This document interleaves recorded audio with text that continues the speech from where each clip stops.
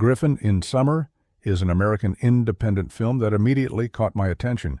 The quirky poster, showing a young boy with a peculiar expression, hints at a story about a confident, unique kid stepping into adolescence. Going in, I expected an indie coming-of-age story, and the film delivers from the very first moments.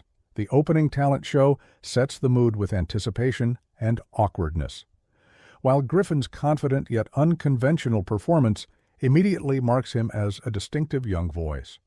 The close-up of Griffin on stage during the school talent show shows his skill and hints at his vulnerability early on.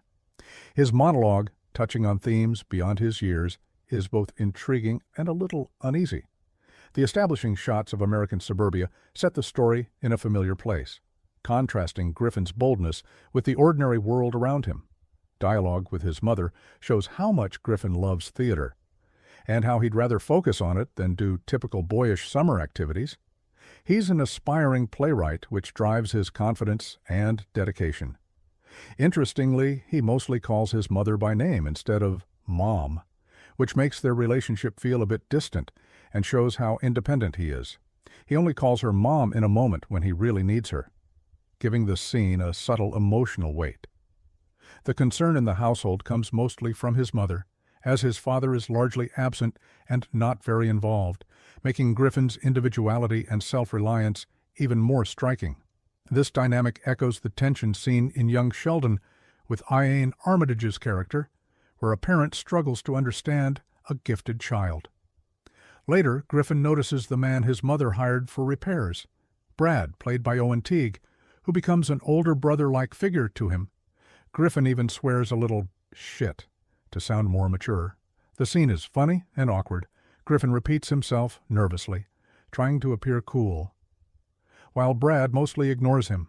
There's a quiet spark in the way Griffin watches Brad, a mix of admiration and curiosity that feels more personal than casual. Close-ups and tracking shots on Griffin's face capture his tension and excitement, highlighting his emerging social awareness and experimentation with identity. Everett Blunk carries the film as Griffin. On screen for most of the film, his expressive face keeps you engaged, making the character compelling. Griffin reminded me a bit of Nate, Ruby Wood's character in Better Nate Than Never, both in confidence and individuality, and in how their personalities stand out in their world. He also shares qualities with Gil, P.J. Verhost's character, in A Very Serious Person from 2006, both in personality and in the overall feel of the story. Adding another reference for fans of thoughtful adolescent films. The film is full of coming-of-age themes, focusing on Griffin's self-discovery but also touching nearly all characters. There are subtle hints and layered details throughout the story, little nuances and innuendos that keep you watching closely. The final close-up of Griffin is especially powerful, and the film often feels like a play he might have written, creative, layered, and reflective. I really enjoyed the film. Its independent feel, quirkiness, and strong central character make it a fresh experience. Fans of coming-of-age cinema will appreciate the depth and character focus, but even those who don't usually watch the genre will find something different and engaging here. Griffin's story delivers a thoughtful, well-acted, and unique coming-of-age journey, with enough charm and subtlety to linger in your mind long after the credits roll.